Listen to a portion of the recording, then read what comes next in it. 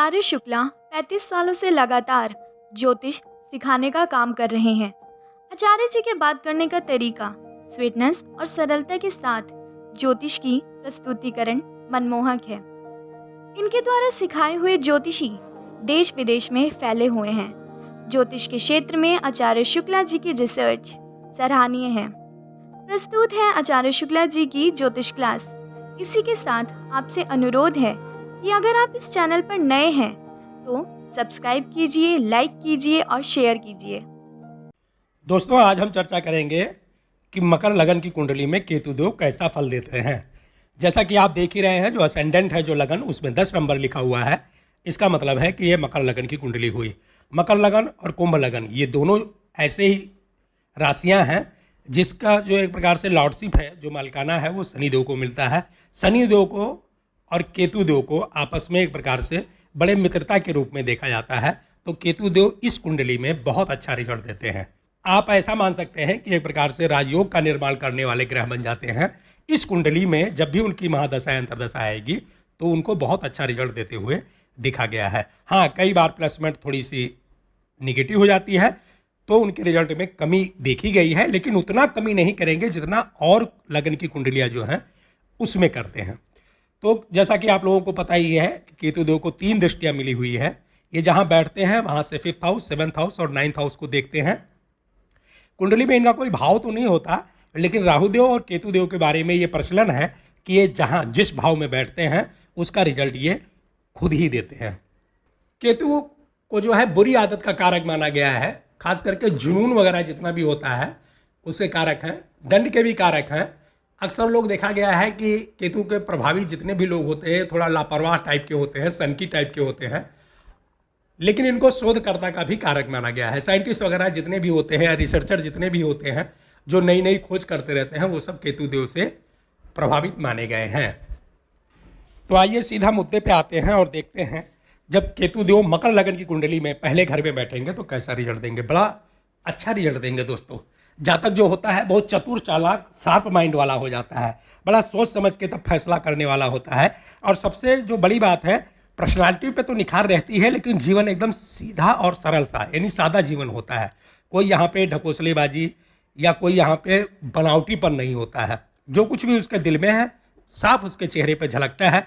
कहने का मतलब यह है कि यहाँ पे एक प्रकार से कोई शौक नहीं, कोई बनावटीपना नहीं, कोई ढोंगपना नहीं। जातक जिसकी कुंडली है वो जैसा है वैसा ही आपको दिखाई देगा। चतुर है, चालाक है, एक प्रकार से शार्प माइंड है, लेकिन बनावटीपन नहीं है। कहने का मतलब ये है कोई फैशन नहीं, कोई बनावटीपन नहीं, सीधा सरल एकदम बिल्कुल मस्त सा जीवन रहता है एकदम, लेकिन शार्प माइंड होते हैं। इनकी दृष्टियाँ जो है दोस्तों वो 5th हाउस पे पड़ेगी, 7th हाउस पे पड़ेगी और 9th हाउस पे पड़ेगी। 5th हाउस पे पड़ेगी तो संतान का सुख मिलेगा, प्लानिंग वगैरह बहुत अच्छी रहेगी। हालांकि जो पहला बेबी है वो पुत्री के ज़्यादा योग बनते हैं और पुत्री भी जो होगी वो पढ़ लिख के नाम रोशन करेगी। प्लानिंग बहुत ज़बरदस्त होती है। ऐसे लोगों को देखा गया है कि बहुत सोच समझ के वो एक प्रकार से कोई काम करते हैं और उसमें सफलता हासिल करते हैं। 7th हाउस की जो दृष्टि है दोस्तों, देखिए आपको एक बात बताना चाहूँगा पूरी कुंडली में कि जब भी केतु की महादशा अंतर्दशा आएगी, इनको एक प्रकार से सेटिस्फाइड प्लैनेट माना गया है। इनको किसी चीज़ की चाह नहीं होती, कोई डिजायर पना नहीं है इनके अंदर। 7th हाउस में जब ये बैठेंगे तो मस्ती वाला एकदम कैरियर रहेगा। सहयोगी और अगर कोई पार्टनरशिप में है या किसी के साथ काम कर रहे हैं तो बड़े आराम से स्मूथली सब कुछ चलता रहता है। कोई अगर विरोध करता है तो भी इनको कोई फ़र्क नहीं पड़ता, कोई सपोर्ट करता है तब भी इनको कोई फ़र्क नहीं पड़ता। कैरियर इनका एक प्रकार से देखा जाए तो बहुत ही अच्छा चलता रहता है। लेकिन दोस्तों दाम्पत्य जीवन में एक प्रकार से थोड़ा सा मतभेद हो जाता है। कारण ये है कि केतु देव को, जैसे मैं बार बार बता रहा हूँ, इनको किसी चीज़ से कोई लेना देना नहीं होता। तो यहाँ पे अगर कोई पुरुष की कुंडली है तो भी और किसी महिला की कुंडली है तो भी पति के साथ मतभेद होते हुए देखा गया है, फैमिली के साथ मतभेद होते हुए देखा गया है। हालांकि कई बार मतभेद बहुत ऊंचे स्तर का हो जाता है और कई बार बस छोटी मोटी ऐसे वाद विवाद चलता रहता है। लेकिन कुल मिला जुला के देखा जाए तो दाम्पत्य जीवन को छोड़ के बाकी यहाँ सारा रिजल्ट 7th हाउस का अच्छा मिलता है। इनकी एक दृष्टि 9th हाउस में जाती है तो ये लोग लकी हो जाते हैं। किस्मत इनका साथ देती है और आपको बार बार बता रहा हूँ, जब किस्मत साथ देती है तो किसी चीज़ की कमी नहीं होती। तो कहने का मतलब है कैरियर के लिए, बिजनेस के लिए, रुपए पैसे के लिए लग्जीरियस के लिए, हर चीज़ के लिए यहाँ पे अच्छा रिजल्ट माना जाएगा। बस केवल दाम्पत्य जीवन यहाँ थोड़ा सा अप डाउन हो सकता है, बाकी यहाँ फर्स्ट क्लास का रिजल्ट मिलेगा। आइए देखते हैं जब दूसरे घर में सेकंड हाउस में केतु देव बैठेंगे तो कैसा रिजल्ट देंगे। बहुत ही परफेक्ट रिजल्ट देंगे दोस्तों। बहुत छोटी उम्र से ही ऐसे लोगों के पास एक प्रकार से रजिस्टर्ड प्रॉपर्टी हो जाती है। कहने का मतलब है परिवार के द्वारा विरासत में इनको बहुत कम उम्र में ही इनको एक प्रकार से जो घर की जो संपत्ति है, जो पैतृक संपत्ति वगैरह है वो मिल जाती है, लेकिन इनको जिम्मेदारी भी संभालनी पड़ती है। ऐसे लोग बहुत समझदार होते हैं और अपने बातचीत से जो है सभी मुद्दों को सुलझाने की कोशिश करते हैं। एक प्रकार से देखा जाए तो इनको जो है सब कुछ पता होता है कि घर में, परिवार में या समाज में क्या चल रहा है, और ये बड़े जीनियस टाइप के होते हैं, तो ये रिजल्ट बहुत अच्छा हो जाता है। हाँ, इनके थोड़े दुश्मन तो होते हैं। इनकी जो दृष्टियाँ जा रही है 6 हाउस पर, 8 हाउस पर और 10th हाउस पर, तो थोड़ी दुश्मन वगैरह तो होते हैं, वाद विवाद चलता रहता है, मुकदमेबाजी भी होती है, लेकिन ये सभी मामलों से एक प्रकार से बाहर निकल जाते हैं और जो है बड़ी अच्छी इनको एक प्रकार से उसमें कोर्ट कचहरी या मुकदमेबाजी वगैरह में अगर कोई फंस जाए तो उसमें एक प्रकार से जीत हासिल हो जाती है। 8वें घर में जो दृष्टि जा रही है उससे एक बात इंडिकेट हो रहा है कि ऐसे लोग एक प्रकार से दीर्घायु होते हैं और इनका स्वास्थ्य बहुत ही ज़्यादा अच्छा होता है। अचानक धन लाभ होता है, वसीयत मिल ही जाती है।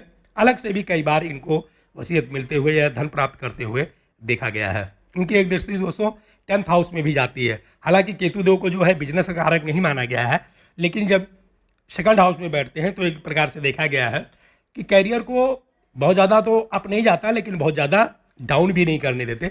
कुल मिला जुला के देखा जाए तो सेकंड हाउस का भी रिजल्ट एकदम परफेक्ट माना जाएगा, जहाँ पे कैरियर, बिजनेस, सहयोगी, फ्रेंडशिप वगैरह सब कुछ, रुपए पैसे सब कुछ अच्छा रहता है। और दोस्तों एक खास बात यह है कि जब सेकंड हाउस में केतु देव बैठते हैं, ऐसे लोगों के दाम्पत्य जीवन में भी बड़ी मिठास देखी गई है। यहाँ पे दाम्पत्य जीवन बहुत अच्छा रहता है। केतु देव जब तीसरे घर में बैठते हैं दोस्तों तो यहाँ पे थोड़ा संघर्ष का घर माना गया है, लेकिन केतु देव यहाँ पे उतना निगेटिव रिजल्ट नहीं देंगे। बस केवल जातक एक काम करे कि वो मेहनत करता रहे, थोड़ा भाग दौड़ करता रहे, थोड़ा ज़्यादा मेहनत करता रहे, तो उसको अपने कैरियर में एक प्रकार से सफलता मिल जाती है। अगर वो चाहे तो बिजनेस वगैरह भी कर सकता है, दाम्पत्य जीवन अच्छा रहता है। रुपए पैसे की दृष्टि से भी ये जो प्लेसमेंट है केतु देव की अच्छी मानी जाएगी, क्योंकि गुरु के घर में है। इच्छा पूर्ति होगी, दोस्तों का सपोर्ट मिलेगा, बड़े भाई बहन का सपोर्ट मिलेगा, पैतृक संपत्ति भी मिलेगी, प्लानिंग बहुत अच्छी होगी, दाम्पत्य जीवन भी अच्छा होगा, सब कुछ अच्छा होगा, बशर्ते कि जातक को मेहनत बहुत करनी पड़ेगी।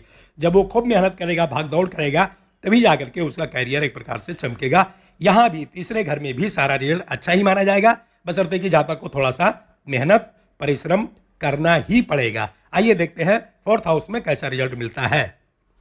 4th हाउस में भी केतुदेव का रिजल्ट अच्छा ही देखा गया है दोस्तों।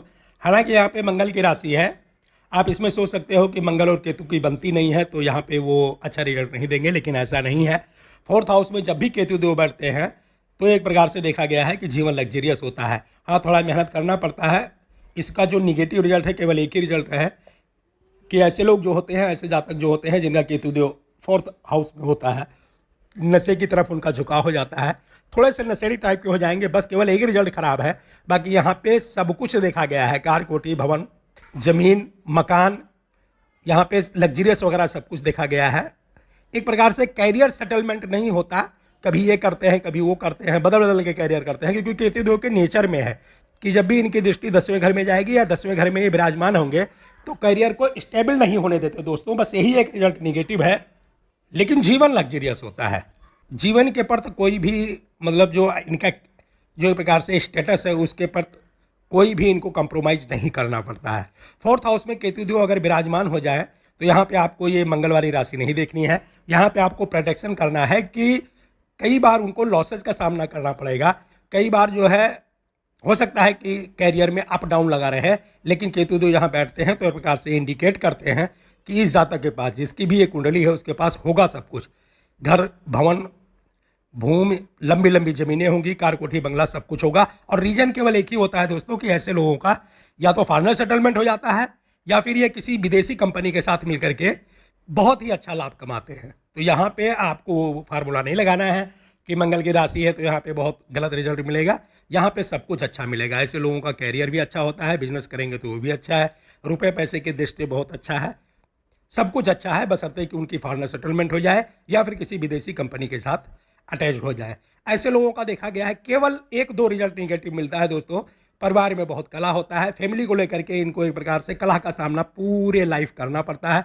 आफ्टर मैरिज होम लाइफ भी है थोड़ी सी गड़बड़ा जाती है, हालांकि बहुत ज़्यादा नहीं, ऐसा नहीं कि मामला कोर्ट कचहरी पे पहुंच जाए, लेकिन मतभेद लगा रहता है। पति पत्नी दोनों में एक प्रकार से देखा जाए तो हफ्ते 15 दिन में, एक महीने में वो चिल्लिम चिल्ला वाली जो स्टोरी है वो यहाँ पे चलती रहती है, क्योंकि फोर्थ हाउस को जो है आफ्टर मैरिज होम लाइफ भी माना गया है।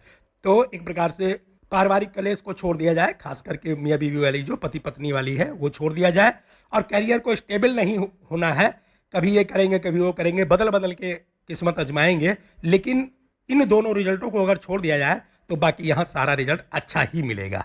रुपए पैसे, बिजनेस, कैरियर, लग्जरियस, सभी चीज़ की यहाँ पूर्ति होगी। यहाँ पे अगर हम इसको एक प्रकार से प्रेडिक्ट करें तो हमारे तरफ से ये रिजल्ट अच्छा ही माना जाएगा। केतुदेव जब 5th हाउस में विराजमान होते हैं दोस्तों, यहाँ पे उनका अच्छा रिजल्ट नहीं देखा गया है। यहाँ पे देखा गया है कि जब वो इस पोजीशन में होते हैं तो फिर निगेटिव रिजल्ट देते हैं। जातक जो है उसकी पढ़ाई लिखाई तो बाधित होती ही है, प्लानिंग बिल्कुल ख़राब रहती है, कैरियर भी यहाँ अप डाउन लगा रहता है, किसी भी इच्छा की पूर्ति नहीं हो पाती, भाई बहन का सपोर्ट नहीं मिलता, दोस्तों से भी लड़ाई झगड़ा होता रहता है। तो कुल मिला जुला के देखा जाए तो कैरियर, बिजनेस, रुपए पैसे, हर चीज़ के लिए यहाँ पे रिजल्ट को निगेटिव ही माना जाएगा। खास करके संतान का लेकर के जो है बहुत ही यहाँ पे जो है प्रॉब्लम देखी गई है। और अगर किसी महिला की कुंडली है तो कई बार उसको जो है मतलब संतान को लेकर के जो है स्थिति अच्छी नहीं मानी गई है।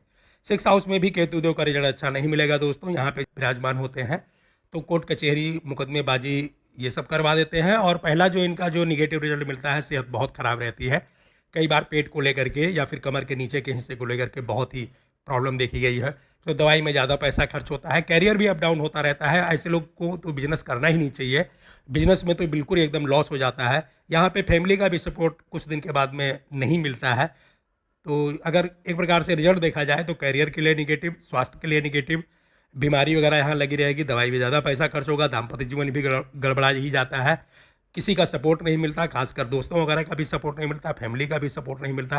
केतुदेव का रिजल्ट यहाँ एक प्रकार से निगेटिव ही माना जाएगा। आइए देखते हैं जब 7th हाउस में केतुदेव बैठेंगे तो कैसा रिजल्ट देंगे। दोस्तों आ तो गए केंद्र भाव में, लेकिन इनका यहाँ भी रिजल्ट एक प्रकार से निगेटिव देखा गया है।